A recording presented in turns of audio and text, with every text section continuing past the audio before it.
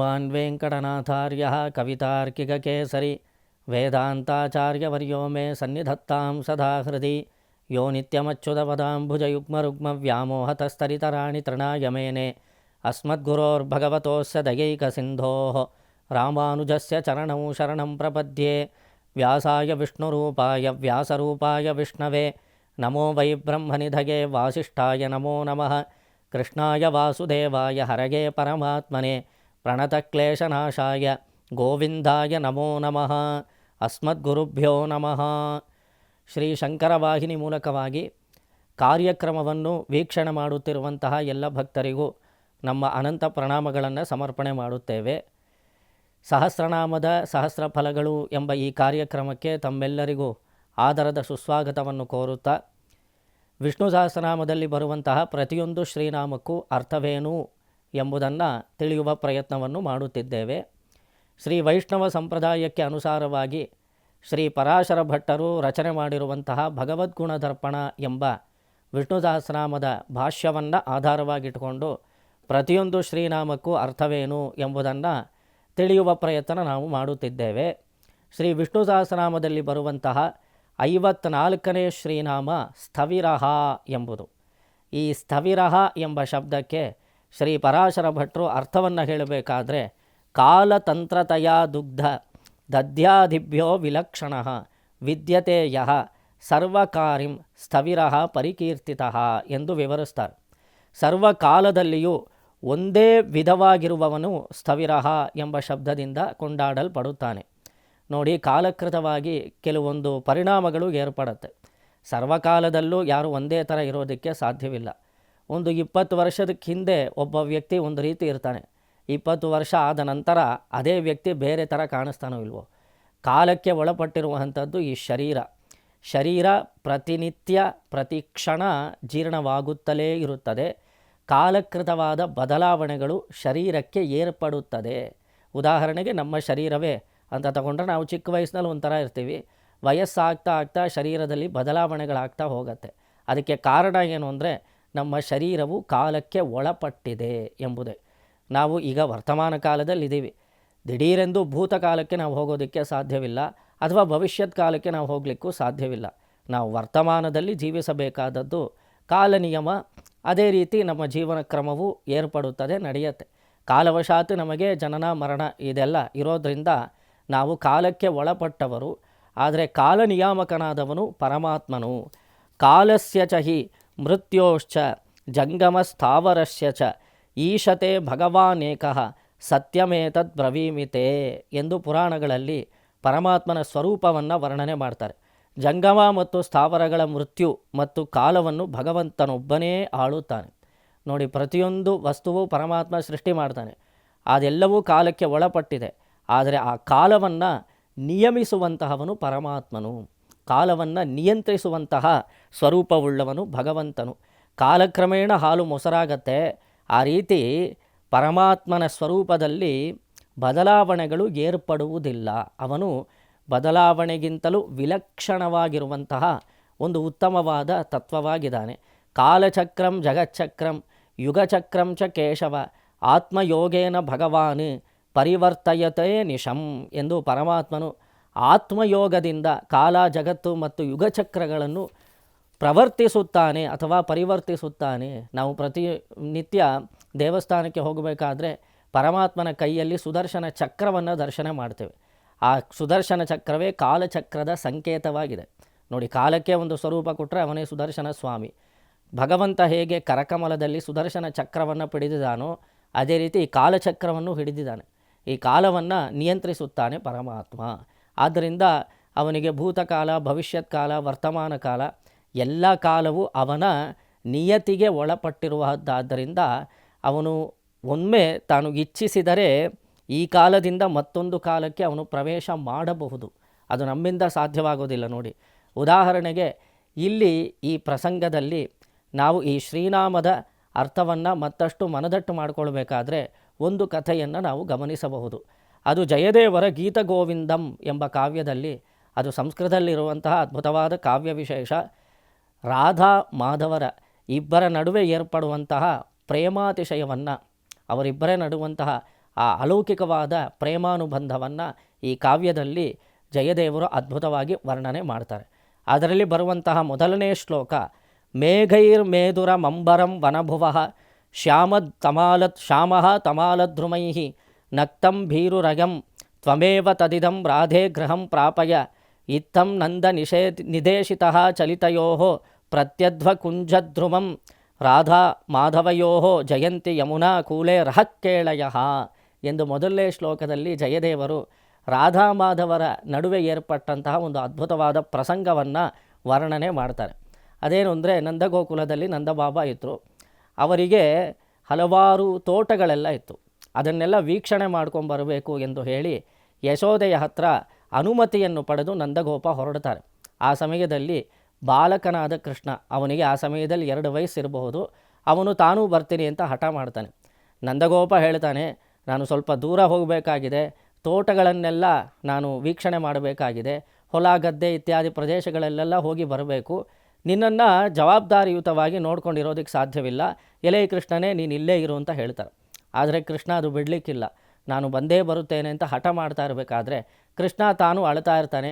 ಯಶೋದೆ ಕೂಡ ಅನುಮತಿಯನ್ನು ಕೊಡೋದಿಲ್ಲ. ನೀವು ಕೃಷ್ಣನ ಕರ್ಕೊಂಡು ಹೋಗೋದಾದರೆ ನೀವು ಜವಾಬ್ದಾರಿಯುತವಾಗಿ ನೋಡ್ಕೊಳ್ಳೋದಕ್ಕೆ ಸಾಧ್ಯವಿಲ್ಲ, ನೀವು ಇವನನ್ನು ಕರ್ಕೊಂಡು ಹೋಗಬೇಡಿ ಅಂತ ಯಶೋದೆ ಹೇಳಿರ್ತಾಳೆ. ಆದ್ದರಿಂದ ನಂದಗೋಪನು ಕೂಡ ನಾನು ಒಲ್ಲೆ ಎಂದು ಹೇಳಿದ ನಂತರವೂ ಕೃಷ್ಣನು ತಾನು ಹಠ ಮಾಡಬೇಕಾದ್ರೆ ಕೃಷ್ಣನ ಎದುರು ಮನೆಯಲ್ಲಿದ್ದವರು, ವೃಷಭಾನು ಅಂತ ಅವರ ಹೆಸರು, ಆ ವೃಷಭಾನು ಎಂದು ಕರೆಯಲ್ಪಡುವಂತಹ ಆ ಗೋಪಾಲಕನ ಪುತ್ರಿಯೇ ರಾಧೆ. ಅವಳು ಓಡೋಡಿ ಬರ್ತಾಳೆ. ನೋಡಿ, ಕೃಷ್ಣನಿಗೆ 2 ವಯಸ್ಸಿರಬೇಕಾದ್ರೆ ರಾಧೆಯ ವಯಸ್ಸು 18 ಎಂದು ನಮಗೆ ಕಾವ್ಯ ಹೇಳುತ್ತೆ. ನೋಡಿ, ಜಯದೇವರ ಅದ್ಭುತವಾದ ಈ ಒಂದು ಕಾವ್ಯ ವಿಶೇಷದಲ್ಲಿ ಕೃಷ್ಣನ ವಯಸ್ಸು 2 ಆದರೆ ರಾಧೆಯ ವಯಸ್ಸು 18. ಇವರಿಬ್ಬರ ನಡುವೆ ಪ್ರೇಮವೇರ್ಪಟ್ಟಿತು ಅಂದರೆ ಅದೇನರ್ಥ ಅದು ಗೊತ್ತಾಗತ್ತೆ. ಆಗ ರಾಧೆ ಬರ್ತಾಳೆ, ಅವಳು ಹೇಳ್ತಾಳೆ, ನಂದಗೋಪ ನಾನು ನಿನ್ನ ಜೊತೆ ಬರ್ತೇನೆ, ಕೃಷ್ಣ ಹೇಗೂ ಹಠ ಮಾಡ್ತಾ ಇದ್ದಾನೆ, ನಾನು ಇವನನ್ನು ನೋಡ್ಕೊಳ್ತೀನಿ, ನಾನು ಇವನನ್ನು ಕರ್ಕೊಂಡು ಬರ್ತೀನಿ ಅಂತ ರಾಧೆ ಹೇಳ್ತಾಳೆ.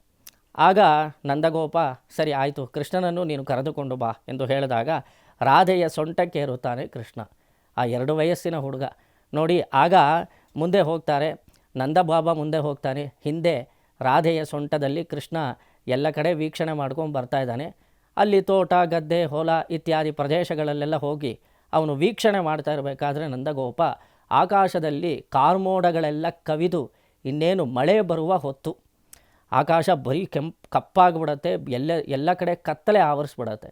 ನಂದಗೋಪ ಆಕಾಶದಲ್ಲಿ ನೋಡ್ತಾನೆ, ಕಾರ್ಮೋಡಗಳೆಲ್ಲ ಕವಿದಿದೆ, ಕತ್ತಲೆ ಆಗ್ತಾ ಇದೆ. ಕೃಷ್ಣ ಕತ್ತಲೆಯನ್ನು ನೋಡಿದ ತಕ್ಷಣ ಭಯಪಡುವನಂತೆ ನಟಿಸುತ್ತಾನೆ. ನೋಡಿ, ಅವನು ಕತ್ತಲೆ ಅಂದರೆ ಭಯ. ಅವನು ಆಕಾಶವನ್ನು ನೋಡ್ತಾನೆ. ಕೃಷ್ಣ 2 ವಯಸ್ಸಿನ ಹುಡುಗ, ಅಯ್ಯೋ ಕತ್ತಲೆ ಆಯಿತು ಅಂತ ಸ್ವಲ್ಪ ಹೆದರಿ ಅವನು ಸ್ವಲ್ಪ ಭಯಪಡ್ತಾ ಇರಬೇಕಾದ್ರೆ ನಂದಗೋಪ ಹೇಳ್ತಾನೆ, ನೋಡಿ ಇದಕ್ಕೋಸ್ಕರನೇ ನೀನು ಬರಬೇಡ ಅಂತ ಹೇಳಿದೆ, ನೀನೇ ಹಠ ಮಾಡಿ ನನ್ನ ಜೊತೆಗೆ ಬಂದು ಇವಾಗ ನೋಡು ಕತ್ತಲೆ ಆಗ್ತಾಯಿದೆ, ಬೇಗ ಮನೆಗೆ ಹೊರಡೋಣ ಅಂತ ಹೇಳಿ ನಾನಿನ್ನೂ ಮತ್ತಷ್ಟು ತೋಟಗಳನ್ನು ವೀಕ್ಷಣೆ ಮಾಡ್ಕೊಂಡು ಬರಬೇಕಾಗಿದೆ, ಎಲೆ ರಾಧೆಯೇ ನೀನು ಕೃಷ್ಣನನ್ನು ಕರ್ಕೊಂಡು ಮನೆಗೆ ಹೋಗ್ಬಿಡು ಅಂತ ಕಳಿಸ್ಬಿಡ್ತಾನೆ. ಈ ಮೇಘಗಳೆಲ್ಲ ಈ ಕತ್ತಲೆ ಕವಿದ ವಾತಾವರಣವಾಗಿರೋದ್ರಿಂದ, ಮಳೆ ಬರುವ ಸಮಯವಾಗಿರೋದ್ರಿಂದ ರಾಧೆ ಕೃಷ್ಣನನ್ನು ಪುನಃ ತನ್ನ ನಂದಗೋಪನ ಗೃಹಕ್ಕೆ ಕರೆದುಕೊಂಡು ಹೋಗುತ್ತಾಳೆ. ಹೊರಡಬೇಕಾದ್ರೆ ಅವಳು ಒಂದು ಕಡೆ ಉದ್ಯಾನವನ್ನು ನೋಡ್ತಾಳೆ. ಅಲ್ಲೊಂದು ಉದ್ಯಾನ, ಅಲ್ಲಿ ಹೋಗಿ ನಾನು ಆಟ ಆಡಬೇಕು ಅಂತ ಕೃಷ್ಣ ಹೇಳ್ತಾನೆ. ಕೃಷ್ಣನನ್ನು ಕರ್ಕೊಂಡು ರಾಧೆ ದಾರಿಯ ಮಧ್ಯದಲ್ಲಿ ಆ ಉದ್ಯಾನವನ್ನು ನೋಡಿದವಳಾಗಿ ಕೃಷ್ಣನನ್ನು ಕರ್ಕೊಂಡು ಅದರೊಳಗಡೆ ಪ್ರವೇಶ ಮಾಡ್ತಾಳೆ. ಸ್ವಲ್ಪ ಹೊತ್ತು ಆಟ ಆಡಿಸ್ಕೊಂಡು ಆಮೇಲೆ ಕೃಷ್ಣನ ಕರ್ಕೊಂಡು ಹೋಗುವ ಎಂದು ಅವಳು ಆಲೋಚನೆ ಮಾಡ್ತಾಳೆ. ಇಷ್ಟರೊಳಗಡೆ ನಂದಗೋಪ ಏನು ಮಾಡ್ತಾನೆ, ತಾನು ಎಲ್ಲ ತೋಟಗಳನ್ನು ವೀಕ್ಷಣೆ ಮಾಡಿ ಪುನಃ ಮನೆಗೆ ವಾಪಸ್ಸು ಬರಲಾಗಿ ನಂದಗೋಪ ಮನೆಗೆ ಬರೋವರೆಗೂ ಇನ್ನೂ ರಾಧೆ ಬಂದಿಲ್ಲ. ಅಲ್ಲಿ ನಂದಗೋಪ ಬರ್ತಾನೆ, ಮನೆಯಲ್ಲಿ ಕೃಷ್ಣ ಎಲ್ಲಿ ಅಂತ ಹುಡುಕ್ತಾನೆ. ಆಗ ಯಶೋದೆ ಹೇಳ್ತಾಳೆ, ಇದಕ್ಕೆ ಹೇಳಿದೆ ಅವನನ್ನು ಕರ್ಕೊಂಡು ಹೋಗಬೇಡಿ ಅಂತ ಹೇಳಿ. ನೋಡಿ, ರಾಧೆ ಬಂದಳು, ಸರಿ ರಾಧೆ ಬಂದಲಲ್ಲ, ಇವಳು ಜವಾಬ್ದಾರಿಯುತವಾಗಿ ಕೃಷ್ಣನನ್ನು ನೋಡ್ಕೊಳ್ತಾಳೆ ಅನ್ನೋದಕ್ಕೋಸ್ಕರ ನಾನು ಅನುಮತಿಯನ್ನು ಕೊಟ್ಟೆ. ಈಗ ರಾಧೆಯೂ ಕಾಣಿಸ್ತಾ ಇಲ್ಲ, ಕೃಷ್ಣನೂ ಕಾಣಿಸ್ತಾ ಇಲ್ಲ, ಎಲ್ಲೂ ಹೋಗಿದ್ದಾರೋ ಹುಡ್ಕೊಂಬನ್ನಿ ಅಂತ ಯಶೋದೆ ಕಳಿಸ್ತಾಳೆ. ವೃಷಭಾನು ಬರ್ತಾನೆ, ಎಲ್ಲೂ ಹೋದ್ಲು ನನ್ನ ಮಗಳು ಅಂತ ಕೇಳ್ತಾಳೆ. ಇಲ್ಲ, ಆಗಲೇ ನಾನು ಮಳೆ ಬರುವ ವಾತಾವರಣವಾಗಿತ್ತು, ಸ್ವಲ್ಪ ಕತ್ತಲೆ ಕವಿದಿದ್ದರಿಂದ ನಿನ್ನ ಮನೆಗೆ ಹೋಗು ಅಂತ ನಾನು ಹೇಳಿದ್ದೆ, ಅವರು ಬಂದರು, ನಾನೀಗ ಮನೆಗೆ ಬಂದು ನೋಡ್ತೀನಿ, ಅವರು ಕಾಣಿಸ್ತಾ ಇಲ್ಲ, ಅವರಿಬ್ಬರು ಎಲ್ಲೂ ಹೋಗಿದ್ದಾರೋ, ನಾನು ಹುಡ್ಕೊಂಬರ್ತೇನೆ ಅಂತ ನಂದಗೋಪ ಹೊರಡಬೇಕಾದ್ರೆ ಆ ಪ್ರದೇಶವನ್ನೆಲ್ಲ ಸುತ್ತುತ್ತಾನೆ. ರಾಧಾಕೃಷ್ಣ ರಾಧಾಕೃಷ್ಣ ರಾಧಾಕೃಷ್ಣ, ಎಲೆ ರಾಧೆಯೇ ಎಲ್ಲಿದೆಯೇ, ಎಲ್ಲೇ ಕೃಷ್ಣ ಎಲ್ಲಿದೆಯಾ ಅಂತ ರಾಧಾಕೃಷ್ಣ ರಾಧಾಕೃಷ್ಣ ಜಪ ಮಾಡ್ತಾ ಮಾಡ್ತಾ ಮಾಡ್ತಾ ಒಂದು ಸುತ್ತಿ ಮನೆಗೆ ವಾಪಸ್ ಬರೋಷ್ಟರೊಳಗಡೆ ರಾಧೆ ಬರ್ತಾಳೆ. ರಾಧೆ ಬಂದು ಕೃಷ್ಣ ನಗುತ್ತಾನೆ, ರಾಧೆ ಇದ್ದಾಳೆ. ರಾಧೆಯನ್ನು ನೋಡಿ ನಂದಗೋಪ ಕೇಳ್ತಾನೆ, ನಾನು ಆವಾಗಲೇ ನಿನ್ನನ್ನು ಕಳಿಸ್ದೆ, ಎಲ್ಲೂ ಹೋಗಿದೆ, ನೀನು ಇಷ್ಟೊತ್ತು ಮಾಡಿದ್ಯಲ್ಲ, ಎಲ್ಲೂ ಹೋದ್ರಿ ಅಂತ ಕೇಳಿದಾಗ ಆಗ ರಾಧೆ ಹೇಳ್ತಾಳೆ, ಅಲ್ಲಿ ಉದ್ಯಾನ ಒಂದಿತ್ತು, ಅದನ್ನು ನೋಡಿದ ತಕ್ಷಣ ಕೃಷ್ಣ ಅಲ್ಲಿಗೆ ಹೋಗಿ ಆಟವಾಡಬೇಕು ಅಂತ ಬಯಸಿದ, ಅವನು ಹಠ ಮಾಡಿದ, ಅದಕ್ಕೋಸ್ಕರ ಅವನನ್ನು ಸ್ವಲ್ಪ ಹೊತ್ತು ಆಟ ಆಡಿಸಿಕೊಂಡು ಬಂದೆ ಅಂತ ರಾಧೆ ಹೇಳ್ತಾಳೆ. ಆದರೆ ಏಕಾಂತದಲ್ಲಿ ಉದ್ಯಾನವನದಲ್ಲಿ ರಾಧಾಕೃಷ್ಣರು ಮಾಡಿದಂತಹ ಕ್ರೀಡೆ ಯಾವುದು ಎಂಬುದನ್ನು ನನ್ನ ಹತ್ರ ಕೇಳಬೇಡಿ ಅಂತ ಹೇಳ್ತಾರೆ. ಈ ಶ್ಲೋಕದಲ್ಲಿ ಯಾರು? ಜಯದೇವರು. ರಾಧಾ ಮಾಧವಯೋ ಜಯಂತಿ ಯಮುನಾ ಕೂಳೆ ರಹಕ್ಕೇಳಯ. ಆ ಯಮುನಾ ನದಿ ತೀರದಲ್ಲಿ ಒಂದು ಸುಂದರವಾದ ಉದ್ಯಾನವನ. ಇಲ್ಲಿ ರಾಧೆಯ ವಯಸ್ಸು 18, ಕೃಷ್ಣನ ವಯಸ್ಸು ಇನ್ನೂ 2. ಆ ಉದ್ಯಾನವನದಲ್ಲಿ ಇಬ್ಬರು ಏಕಾಂತದಲ್ಲಿರಬೇಕಾದ್ರೆ ಯಾವ ಆಟ ಆಡಿರ್ಬೋದು? ಚಿಕ್ಕ ಹುಡುಗನ ಇಟ್ಕೊಂಡು ಅವಳು 18 ವಯಸ್ಸುಗಳಾದ ರಾಧೆ ಯಾವ ರೀತಿ ಆಟ ಆಡಿರ್ಬೋದು? ಆದರೆ ಈ ಸಮಯದಲ್ಲಿ ಕೃಷ್ಣ ತನ್ನ ದಿವ್ಯವಾದ ಶರೀರವನ್ನು 20 ವಯಸ್ಸು ಹುಡುಗನಂತೆ ಬದಲಾಯಿಸಿಕೊಂಡು ಏಕಾಂತದಲ್ಲಿ ರಾಧಾಮಾಧವರು ಅದ್ಭುತವಾದ ದಿವ್ಯವಾದ ಪ್ರೇಮಲೀಲೆಯನ್ನು, ಪ್ರೇಮ ಸಲ್ಲಾಪವನ್ನು ಮಾಡಿದರು ಎಂದು ವರ್ಣಿಸ್ತಾರೆ. ಇದೇ ರಹಸ್ಯ ನೋಡಿ. ಕೃಷ್ಣ ಪರಮಾತ್ಮ ಎಲ್ಲರ ಕಣ್ಣಿಗೆ 2 ವಯಸ್ಸು ಹುಡುಗನಾಗಿ ಕಾಣಿಸ್ತಾನೆ. ಆದರೆ ಏಕಾಂತದಲ್ಲಿ ರಾಧೆ ಜೊತೆ ಇರಬೇಕಾದ್ರೆ ಅವನ ವಯಸ್ಸು 2ರಿಂದ 20 ಆಗಿಬಿಡುತ್ತೆ. ಅದಕ್ಕೆ ಕಾರಣ ಏನು ಅಂದರೆ, ತನ್ನಿಚ್ಛೆಗನುಸಾರವಾಗಿ ತನ್ನ ಶರೀರವನ್ನು ಧರಿಸಿರೋದ್ರಿಂದ ಕೃಷ್ಣ ಪರಮಾತ್ಮ ಈ ವರ್ತಮಾನ ಕಾಲದಲ್ಲಿರುವಂತಹ ವಯಸ್ಸು ಅವನಿಗೆ 2 ಆಗಿದ್ದರೂ ಸಹ ರಹಸ್ಯದಲ್ಲಿ ರಾಧೆ ಜೊತೆ ಒಡನಾಟವನ್ನು ಮಾಡಬೇಕಾದ್ರೆ, ಅವಳ ಜೊತೆ ಪ್ರೇಮ ಸಲ್ಲಾಪ ಮಾಡಬೇಕಾದ್ರೆ ಅದಕ್ಕೆ ಸಮಾನವಾದ ವಯಸ್ಸುಳ್ಳವನಾಗಿರಬೇಕು ಎಂದು ಭಾವಿಸಿದವನೇ ತನ್ನಿಚ್ಛೆಯಂತೆ ತನ್ನ ಶರೀರವನ್ನು ಬದಲಾಯಿಸಿಕೊಳ್ಳುತ್ತಾನೆ. ಅದು 20 ವಯಸ್ಸು ಹುಡುಗನಂತೆ ರಾಧೆಗೆ ಮಾತ್ರ ಕಾಣಿಸ್ಕೊಳ್ತಾನೆ. ಆಗ ಅವರಿಬ್ಬರ ನಡುವೆ ಒಂದು ಅದ್ಭುತವಾದ ಪ್ರೇಮ ಸಂಬಂಧವೇರ್ಪಡುತ್ತದೆ ಎಂದು ಈ ಶ್ಲೋಕದಲ್ಲಿ ನಮಗೆ ಗೊತ್ತಾಗತ್ತೆ. ಇದರಿಂದ ನಮಗೇನು ಗೊತ್ತಾಗತ್ತೆ ಅಂದರೆ, ನೋಡುಗರ ಕಣ್ಣಿಗೆ ಕೃಷ್ಣ ಪರಮಾತ್ಮ 2 ವಯಸ್ಸು ಹುಡುಗನಾಗಿದ್ದರೂ ಸಹ ಏಕಾಂತದಲ್ಲಿ ರಾಧೆ ಜೊತೆಗೆ 20 ವಯಸ್ಸು ಅಂದರೆ ನಮ್ಮ ಶರೀರಕ್ಕೂ ಅವನ ಶರೀರಕ್ಕೂ ಇರುವಂತಹ ವ್ಯತ್ಯಾಸ ಅದೇ. ನಮ್ಮ ಶರೀರ ಕಾಲಕ್ಕೆ ಒಳಪಟ್ಟಿರುವಂತಹ ಶರೀರ. ಆದರೆ ಪರಮಾತ್ಮ ತನ್ನಿಚ್ಛೆಗನುಸಾರವಾಗಿ ಒಂದು ದಿವ್ಯವಾದ ಶರೀರವನ್ನು ಧರಿಸಿದ್ದಾನೆ. ಆದ್ದರಿಂದ ಅವನು 2 ವಯಸ್ಸು ಹುಡುಗನಾಗೂ ಇರಬಹುದು, 20 ವಯಸ್ಸು ಹುಡುಗನಾಗೂ ತತ್ಕ್ಷಣವೇ ತನ್ನ ದೇಹವನ್ನು ಬದಲಾಯಿಸಿಕೊಳ್ಳುವಂತಹ ಸಾಮರ್ಥ್ಯವನ್ನು ಪಡೆದಂತಹವನು. ಈ ರೀತಿ ಎಷ್ಟೇ ದೇಹವನ್ನು ಬದಲಾವಣೆ ಮಾಡಿಕೊಂಡ್ರೂ ಸಹ ಅವನ ಸ್ವರೂಪದಲ್ಲಿ ಯಾವುದೇ ಬದಲಾವಣೆ ಆಗೋದಕ್ಕೆ ಸಾಧ್ಯವಿಲ್ಲ.